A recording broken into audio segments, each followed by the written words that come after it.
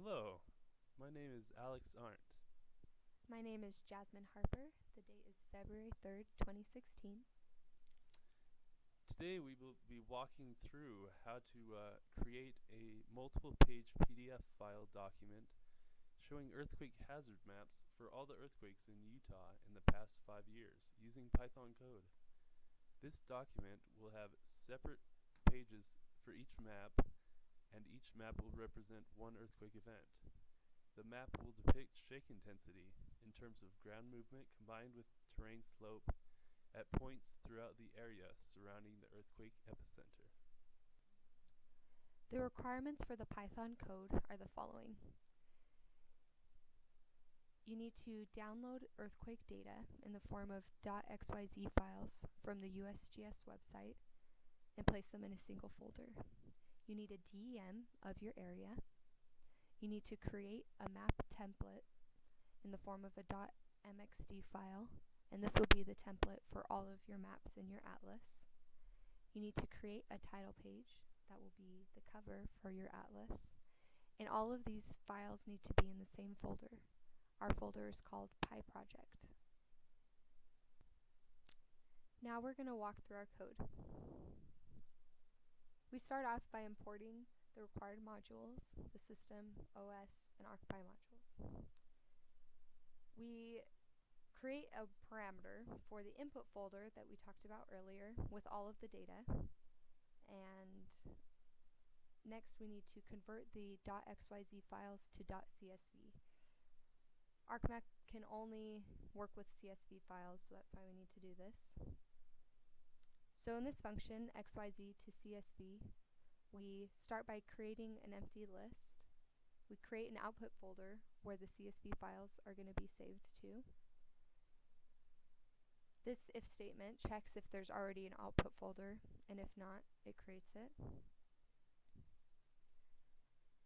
This gets all the XYZ files from the input folder and saves them into the empty files list from above. This reads in the data from each file, it edits the data and outputs it to a new file. So that's what this whole section does. And it separates the name, the base name, from the file extension and changes it to .csv instead of .xyz.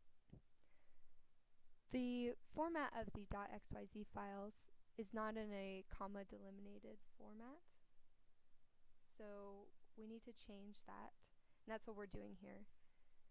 We change the first row to be these column names, and then we replace all the spaces with commas.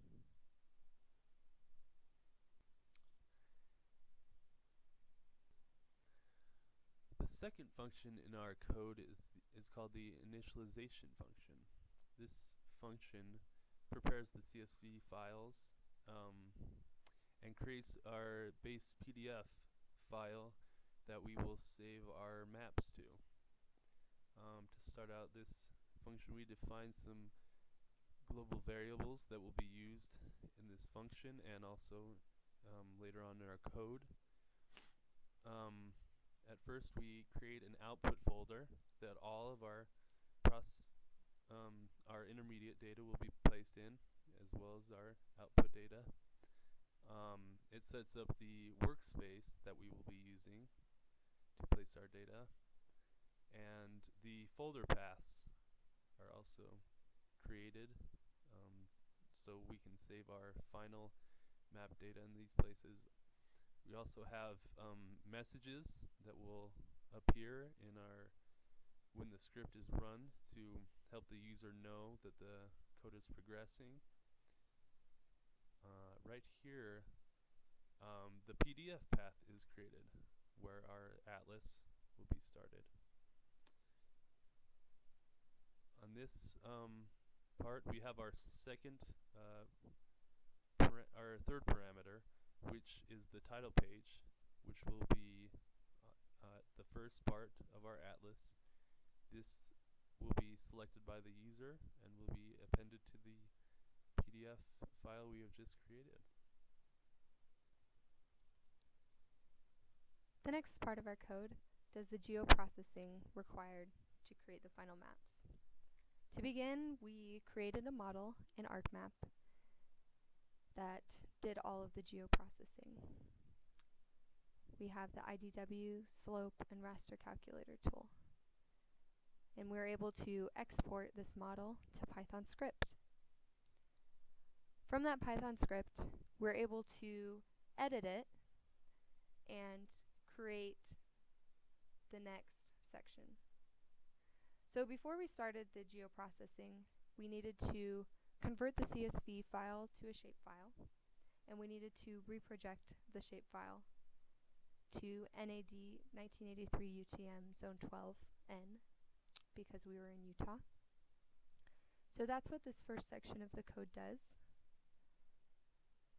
The next part, we check the necessary licenses, and we need the spatial license. So this next section is most of the geoprocessing. We get the DEM from the user. We create the folder where the final hazard data will be stored. We create folders for the different outputs for each tool. This gives ArcMap some time to catch up. Here's our interpolation tool. Here's some more time for ArcMap to catch up. Here's the slope tool, and here's a message that tells you what it's doing. Here's our raster calculator.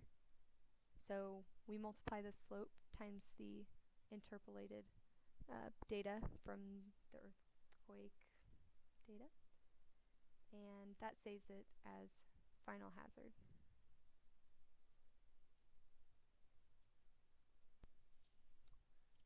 Next, once the geoprocessing is complete for the file we are working on, our code will set up the current map document, MXD, and will input the hazard layer that we have created through the geoprocessing.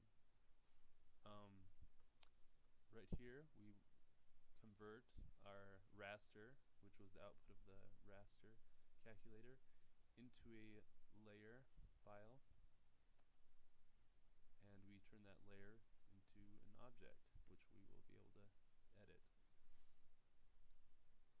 In case this didn't occur automatically, we have this function which helps that same process to occur, and this is our process to also set the data frame of our inset map.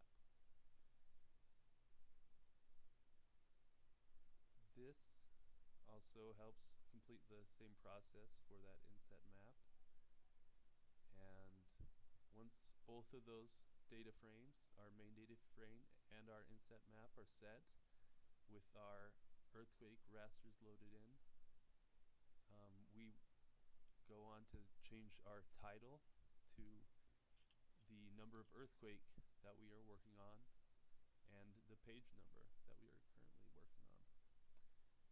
Then ArcMap then exports our map to PDF form, and it amends that PDF to the PDF file which we have already created. After that is complete, we need to reset the text elements so that they can be used on the next loop through the geoprocessing, and we count off which number of earthquake that we are using right here using this counter.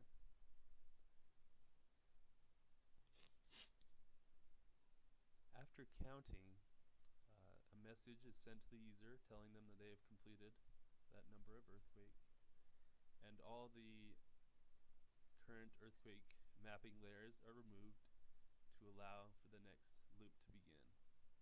Once all available files have been converted into PDF maps, the loop is completed and the PDF document is saved and closed.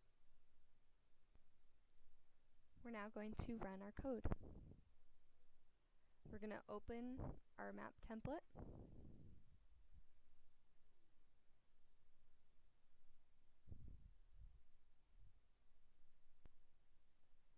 This is our layout template.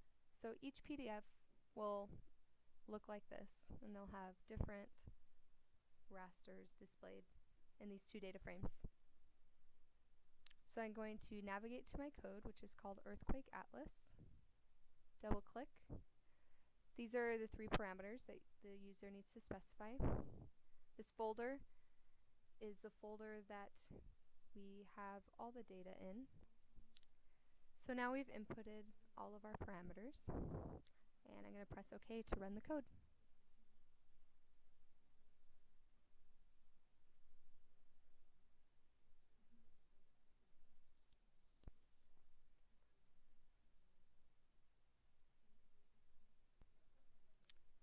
So our code is now complete.